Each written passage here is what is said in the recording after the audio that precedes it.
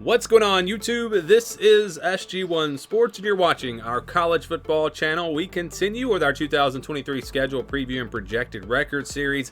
Northwestern is up next. I tell you what, after beating Nebraska last year in the season opener, would anyone have predicted this team to lose the rest of their games, to finish 1-11? I know I wouldn't have. I thought they looked pretty good in that game, and thought that maybe this was a top 25 team, and it just didn't go that way. They lost some close games. They had games that they weren't really close at all in also, though. I really don't know what the problem was, but the schedule this year, we'll see what it looks like and see if it's going to give them a chance to maybe bounce back. Again, there's that record, 1-11.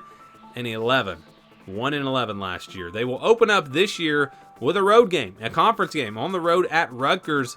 I would say, that's a really important game. That's a game to set the tone for the season, but that didn't really matter last year after beating Nebraska, so who knows if that game's really big or not.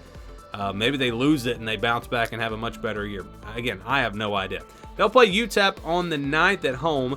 That's a winnable game. Then they get Duke on the road on the 16th, a non-conference matchup that's going to be pretty tough. Duke's going to be, I've got them in my preseason top 25 right now. So I think that's going to be a very tough game on the road. They play Minnesota on the 23rd, then Penn State on the 30th. So a lot of tough games there in the first month of the season. Get a bit of a break on October 7th. They'll play Howard. You get a little bit of a break there, and then you get a bye week. So we'll see if, maybe if they're reeling a little bit, maybe they've lost 3 games in a row. You kind of get right against Howard, get a bye week, and maybe they can finish strong. They'll play Nebraska on the road on the 21st. And then it'll be Maryland on October 28th at home. They'll play Iowa at Wrigley Field on November 4th. That'll be an interesting setup. You've got Wisconsin on the road on the 11th, Purdue at home on the 18th, and they close things out with Illinois on the road on the 25th. So 4 division matchups there to close out the season. All in all, this schedule is not horrible, though. I mean, it's not horrible. It could be worse. Yes, they do play Penn State, but they don't play Ohio State or Michigan. That is a positive. You look at the non-conference, yes, Duke's going to be a tough one this year, but UTEP and Howard, very winnable games. And the Big Ten West, maybe they can find a way to win some of those games. I think that division's going to be pretty wide open again this year. Maybe Wisconsin is the favorite, but Purdue at home, maybe they get a win there. Maryland, maybe that's a winnable game at home. Minnesota at home. So I think there'll be some opportunities for them if they can improve this year, but we'll see. We'll see. Again, the schedule, it's not easy, but it's not the toughest in the world either. We'll get to the projection here. This is the scale that we use. If it's a 50-50 game, it'll stay in the white. Those are games where I think the spread will be less than a touchdown. Under 20, over 80, those are games where I think the spread will be 20 or more points.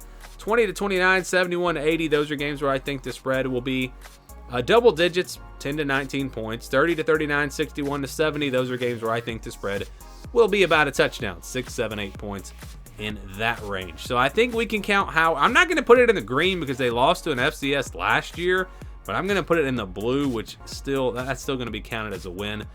You would expect Northwestern to be able to take care of business. Again, lost to an FCS team last year. I think it was Southern Illinois. So this is no guarantee, but we're going to say that they should be double-digit favorites in this one. And I think UTEP, they'll be about a touchdown favorite in that one. Not an FCS team, but it is a Group of 5 team playing at home. You would expect them to be favorites in this one. And if they improve some, this is a game that they potentially could win easily. But again, looking back to last year, 1-11, losing to an FCS, this is not one you can count on for sure.